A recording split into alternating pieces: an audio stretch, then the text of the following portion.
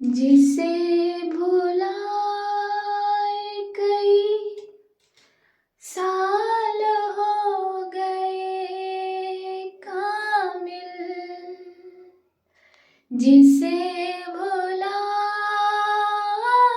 कई साल हो गए कामिल, मैं आज उसकी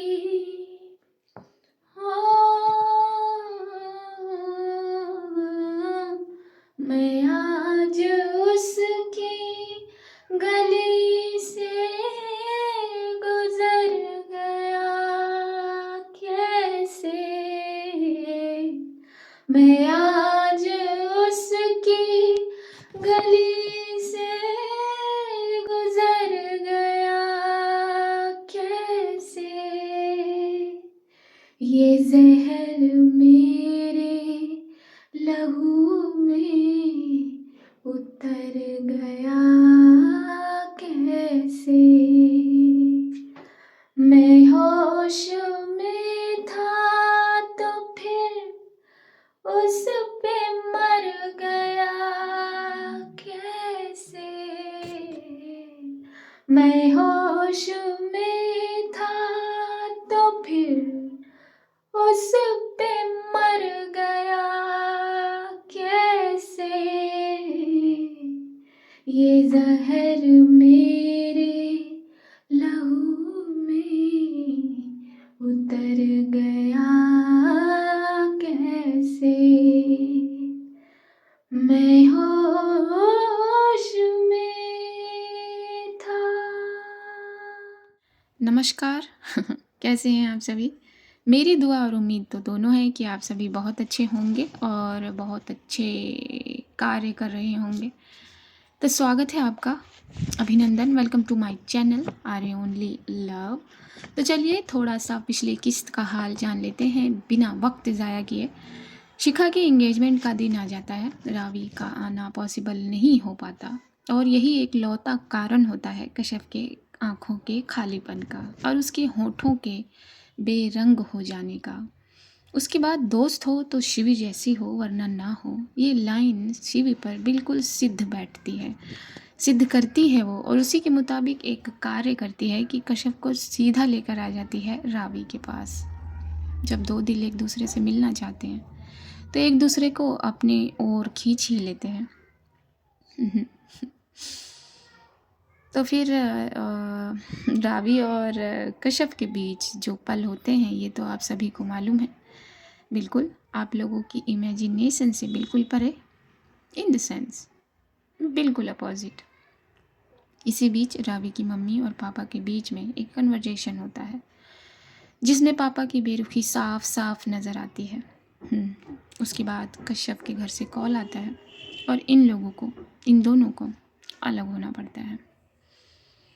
जब कश्यप अपने घर पहुंचती है तो वहाँ वो अलग ही बेरुखी पाती है और जो देखती है सीन उससे वो थोड़ा तो नहीं कहेंगे, बहुत डाउन चली जाती है।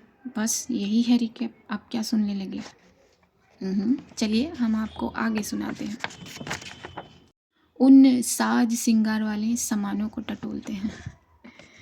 साहिल, भाभी ने बहुत हल्की आवाज़ में बैठे हुए साहिल से कहा। जी आपी, अपना सर उठाकर साहिल ने भाभी की बात का जवाब दिया। मुझे आपसे कुछ बात करनी है, अलहदा। अपने चेहरे पर सीधे भाव लिए भाभी ने अपनी बात कही। जी ठीक है, ये थोड़ा सोच कर कहा साहिल ने और अपनी जगह से उठकर खड़ा हो गया और भाभी की सामत को कॉपी किया। मैं आपको बहुत अच्छे से जानती हूँ साहिल, आप बहुत अच्छे इंसान हैं और उतने ही ज़िद्दी भी हैं। ये कहते हुए भाभी ठीक साहिल के सामने चेयर पर जाकर बैठ गई और अपनी बात को आगे किया। और कश्यप ने बताया कि आपको सब मालूम है, तो आप ये क्यों कर रहे हैं?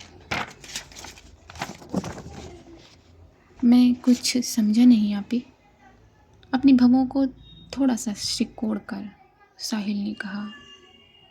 अच्छा ठीक है, ये कहकर भाभी ने अपनी कमर को हल्का सा सीधा किया और अपनी बात को आगे किया। आपको कश्यप की मोहब्बत के बारे में मालूम है ना, तो आप क्यों कश्यप से निकाह करना चाहते हैं, ये जानकर कि वो अपनी मोहब्बत किसी और को दे चुकी हैं? क्यों? क्या ये आपकी ज़िद है? ये कहते हुए भाभी ने आंखों में संजीदगी भर ली।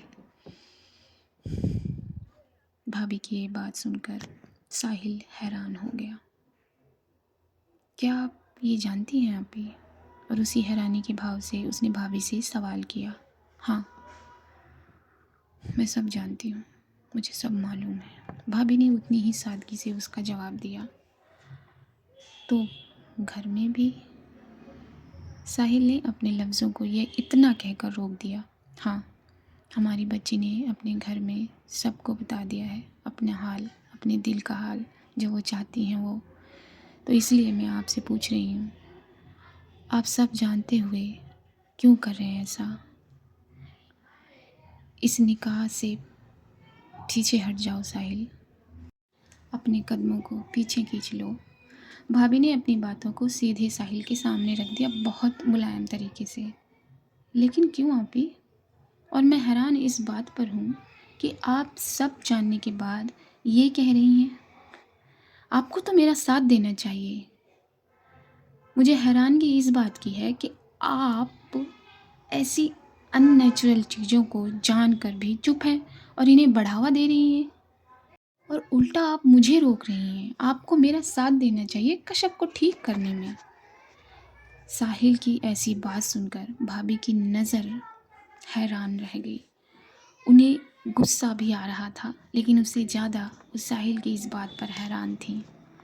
वो उसी हैरानी वाले भाव से उसे देखने लगी और उनके लफ्ज़ों ने उनका साथ दिया आवाज़ बनकर। अननेचुरल? क्या कहा आपने? हमारे कश्यप को ठीक करना? आपसे ऐसी तवक्को नहीं थी साहिल। आप ऐसे तो न थे, ज़हीन मिजाजी रखते थे आप। क्या आप कैसी बातें कर रहे हैं, कुदरती और गैर कुदरती? सच में?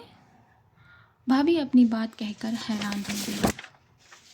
आप कैसी बातें कर रही हैं?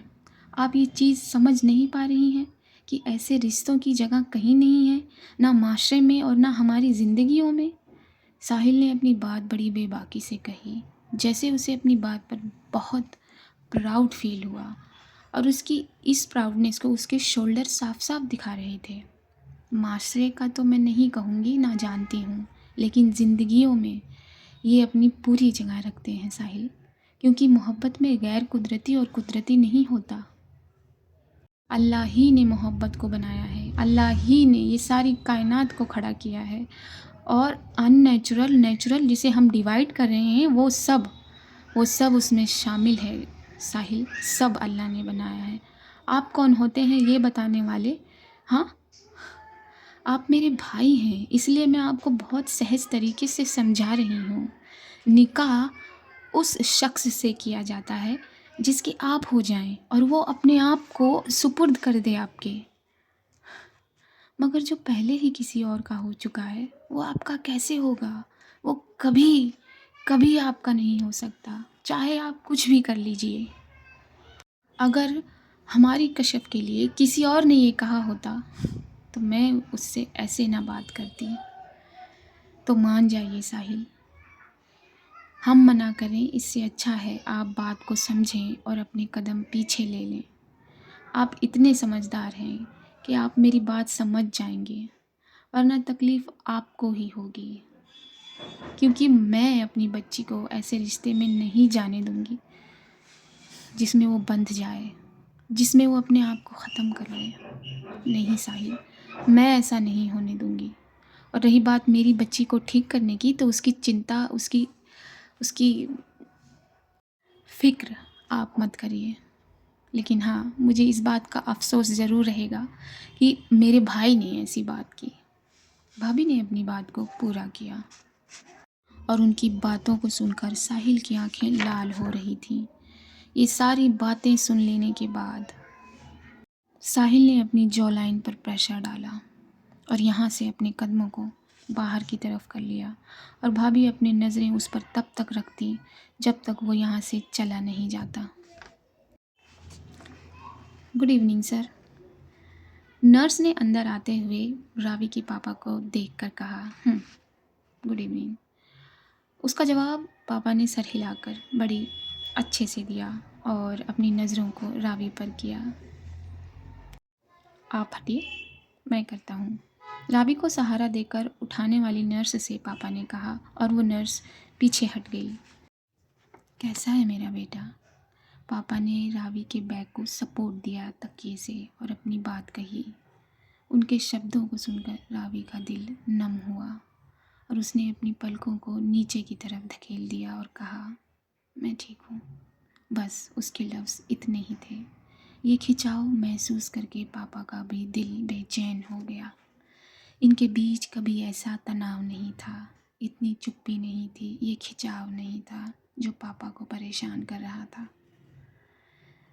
पापा ने बिस्तर ठीक किया, रावी के बाल ठीक किए, उसके गालों को अपने हाथों से पोंछा। मम्मी के कदम जो कमरे की तरफ बढ़ रहे थे वो दरवाजे पर ही रुक गए। पापा वहीं बैठ गए रावी के पास, अपनी रावी के ठीक सामने, और अपनी बेटी के झुके चेहरे और निगाहों को देखने लगे। पापा ने नर्स से सारी बातें पूछी और रावी का पूरा इम्प्रूवमेंट जाना, जिससे उनके चेहरे पर खुशी दिखी। नर्स थोड़ी देर में बाहर चली गई। रावी का मन था, बहुत मन था कि वो अपने पापा के सीने से लग जाए, मगर उसे भी तो नाराज़ होने का हक है ना। वो उस चीज़ को रोकती नज़र आई। न्यू फर्म के ऑफिस का काम ऑलमोस्ट पूरा हो चुका है बेटा। जैसे ही आप ठीक हो जाएंगी वहाँ का स्टाफ मुकर्रर कर दिया जाएगा। बस अब आपको जल्दी से ठीक होना है और अपने न्यू ऑफिस का बॉस बनना है। चेयर संभालनी है अपनी, जो वहाँ बहुत अच्छे से बनाई जा रही है। ये कहते हुए पापा की आंखों की चमक 2000 वॉट से भी ज़्यादा थी और वो बहुत खुश दिखाई दिए। उनकी बातें पूरी सुनी रावी ने। मैं उस फर्म को ज्वाइन ज़रूर करूँगी, मगर मैं उस ऑफ़िस को ज्वाइन नहीं करूँगी, उस कैबिन को ज्वाइन नहीं करूँगी, उस पोस्ट को ज्वाइन नहीं करूँगी। हाँ, ये प्रोजेक्ट ज़रूर हैंडल करूँगी, मगर एक एम्प्लॉय बनकर। रावी ने धीरे धीरे ही सही अपनी पूरी बात कह दी और पापा ने उसे बड़ी हैरानी से देखा। क्या क्या कहा आपने? आप अपना ऑफिस ज्वाइन नहीं करेंगी? जो सब कुछ आपके लिए डिज़ाइन किया जा रहा है, बनाया जा रहा है, वो सब कुछ आप एक्सेप्ट करने से मना कर रही हैं। बस के बाद पापा ने कोई और शब्द यूज़ नहीं किया। इतना ही कहते हुए वो परेशान लगने लगे। इतने में मम्मी सामने आ जाती हैं। जब वो ये देखती हैं कि कन्वर्जेशन क्या हो रहा है। सुना आपने क्या कह रही है आपकी बेटी?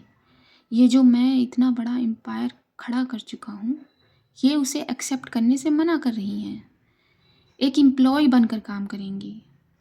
ये बातें कहते हुए पापा के शब्द, उनकी आवाज़ ज़रा ऊपर हो गई। हाँ, तो ठीक तो कहा। You should be proud of your daughter. Proud?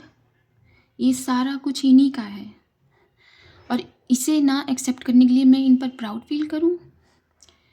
ये मुझसे ऐसे गैरों की तरह बात कर रही हैं। क्यों बात कर रही हैं? और आप इनका साथ दे रही हैं। ये कहते हुए पापा थोड़े से इमोशनल नज़र आए।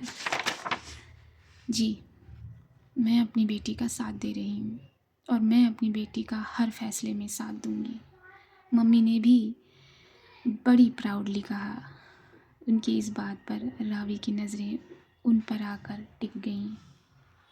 जो आप दोनों चाहते हैं मुझे अच्छे से मालूम है, अच्छे से जान रहा हूँ मैं कि आप दोनों के दिल में क्या चल रहा है। और आप पापा का गुस्सा उनके चेहरे पर नज़र आया और वो उसी तेज में उठकर यहाँ से चले गए।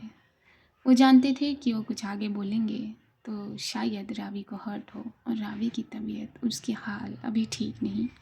तो पापा यहाँ से चले जाते हैं और रावी की नज़र अपने पापा पर टिक जाती है जब वो जा रहे हैं। उसका इस तरह अपने पापा से बात करना उसे हिट कर रहा है। अपने बाबा की रानी जो है वो, और उन्हीं से तो ये सब सीखा है, लेकिन उनके लिए ही ऐसे लफ्ज़ों का इस्तेमाल करना, ऐसे शब्दों में उनसे बातें करना, उसे अपने आप पर गुस्सा आता है, लेकिन क्या करे। और वो अपना गुस्सा कहाँ निकाले, कहाँ दिखाए। इसी चीज़ में वो अपना हाथ जो हर्ट हो गया है शोल्डर, वो उठाकर ज़ोर से पटक देती है। वो बात अलग है कि यहाँ पिल्लोज़ और ब्लैंकेट्स रखे हुए हैं, लेकिन आफ्टर ऑल शोल्डर में चोट भी तो है। तो वो अपना वही वाला हाथ ज़ोर से पटकती है। नहीं बेटा, ऐसा नहीं करते। मम्मी फट से आकर उसके उस हाथ को पकड़कर कहती है, नहीं मेरी जान, बिल्कुल नहीं। और थोड़ी देर के लिए माँ और बेटी की आई कांटेक्ट हो जाता है। और उसी तरह जिस तरह रावी हर बार करती है, वो अपना हाथ माँ के हाथों से निकाल लेती है। हाँ, हर बार की तरह उसमें उतनी तेज़ी नहीं दिखती, ना उस तरीके का झटकाव दिखता है, लेकिन हाँ, उसने अपना हाथ फिर से अपनी माँ के हाथ से निकाल लिया है। माँ ने हर बार की तरह ही पाया कि रावी उनसे बेरुखी वाला बर्ताव करने लग जाएगी, लेकिन ऐसा नहीं हुआ। लेकिन थी तो सही बेरुखी उसमें भी। उन्होंने कुछ नहीं कहा और अपने कदमों को बाहर की तरफ दिशा दी। एक स्टेप आगे लिया, तभी उनके कानों में वो आवाज़ पड़ी जो वो हमेशा सुनना चाहती थी। तो उस आवाज़ पर उनके कदम वहीं जम गए, माँ। रावी ने वो लफ्ज़ पुकारा और अपनी आँखों को पानी से भरने से रोक ना सकी। उस लफ्ज़ पर माँ का रुख फ़ौरन पलट गया और उनकी नज़र सीधा रावी के चेहरे पर पड़ी। माँ ने वक्त नहीं लगाया और वो फट से रावी की तरफ बढ़ गई और उन्होंने अपनी बेटी के चेहरे को अपने सीने में भर लिया और बहुत लंबे वक्त के इंतज़ार के बाद रावी को ऐसे गले लगाया। और जितना उनका इंतज़ार था, उतनी ही सीमा, उतनी ही क्वांटिटी में उनके अंदर आंसू थे, जो ये शायद ये पल ढूंढ रहे थे अपने आप को आज़ाद कर देने का। तो बस ठहरे हुए उन आंसुओं ने बगावत की और वो बहने लगे। मेरा बेटा, फिर से बोलो एक बार। और माँ ने एक आह भरी ये कहकर, माँ। रावी ने ये कहते हुए अपने दोनों हाथों से अपनी मम्मा को कमर से चारों तरफ से पकड़ लिया, जैसे एक छोटा बच्चा अपनी माँ की गोद में जाकर अपनी माँ को अपने उन छोटे छोटे बाजुओं से भर लेना चाहता है। बस वही किया रावी ने। माँ ने रावी का चेहरा अपने सीने में लगाए हुए ही उसका सर चूम लिया,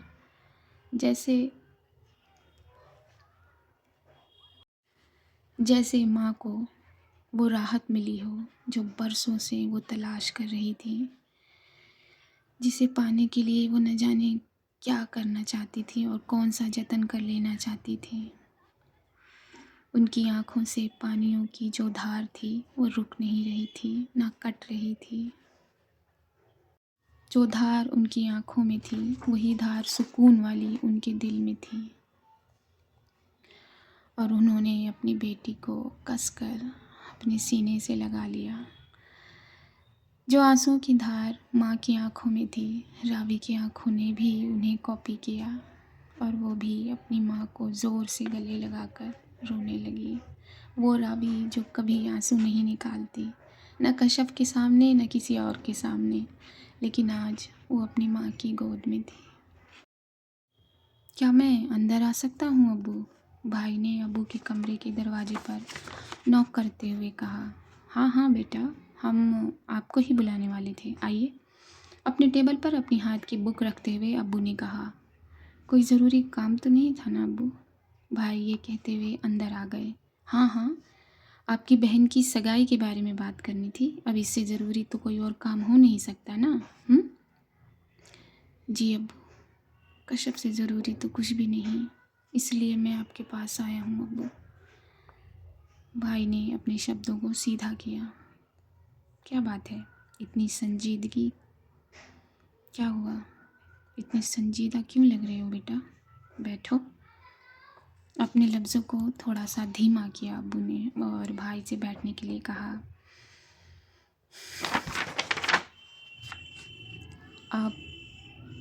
आप किस तरह हमारे चेहरे को भांप लेते हैं ना अब्बू,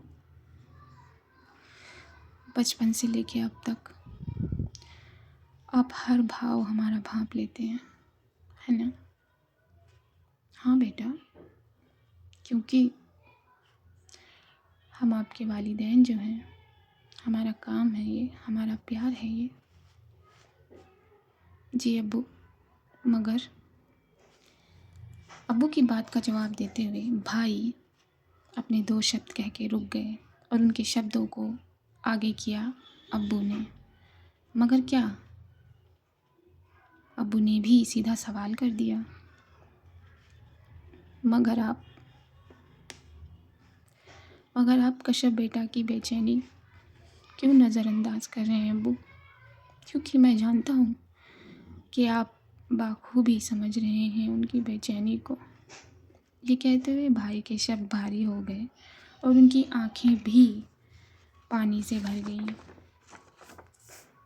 हाँ, हम समझ रहे हैं, तभी तो उनकी भलाई के लिए उनके बेहतर मुस्तकबिल के लिए ये फ़ैसला ले रहे हैं और उनका निकाह कर रहे हैं।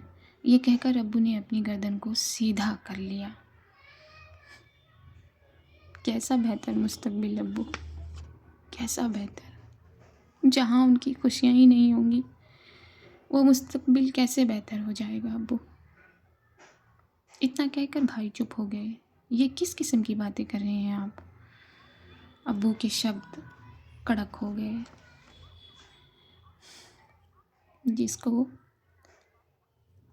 जिसको हमने फूलों की तरह पाला, जो हमारी जान है अब्बू, जिसका खिला चेहरा देखकर हम दिन भर की थकान भूल जाते हैं, हम सभी का दिन बन जाता है। अगर वो चेहरा मुरझा गया तो कैसा बेहतर मुस्तकबिल होगा अब्बू? क्या करेंगे हम? आपने हमेशा हम दोनों को वो दिया जो हमें चाहिए था, जिसकी चाहत रखते थे हम। तो इस बार ऐसा क्यों अब्बू? इस बार ऐसा क्यों? हम कश्यप की ज़िंदगी में एक ऐसा इंसान क्यों दाखिल कर रहे हैं? मैं वही बातें कर रहा हूँ अब्बू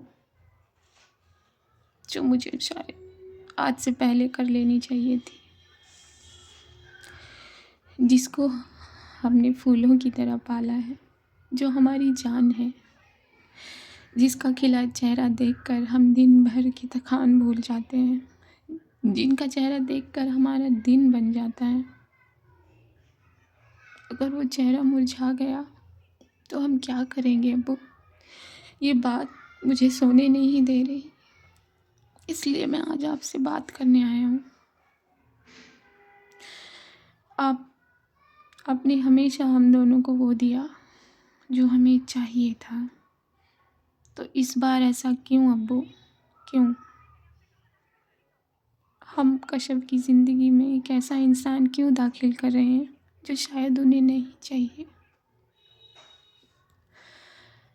क्यों अब्बू, क्यों?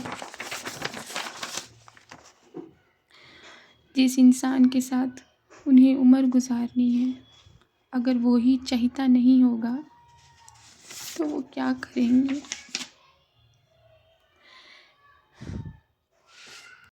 वही इंसान ऐसा होगा जिसे वो रद्दी भर नहीं जानती। सबसे बड़ी बात, जिसे वो चाहती ही नहीं। हम अपने बच्चे को ऐसे इंसान को कैसे सौंप सकते हैं अब्बू? क्यों? और क्यों सौंपने जा रहे हैं हम, जो अनवांटेड है? आप भी कहते हैं ना अब्बू, ज़िंदगी बहुत बड़ी होती है।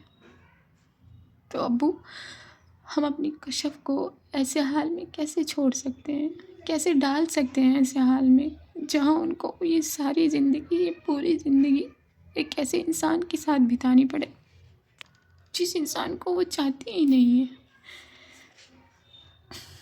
कैसे करेंगी कैसे वो कैसे जी पाएंगी अपनी ज़िंदगी, कैसे अब्बू?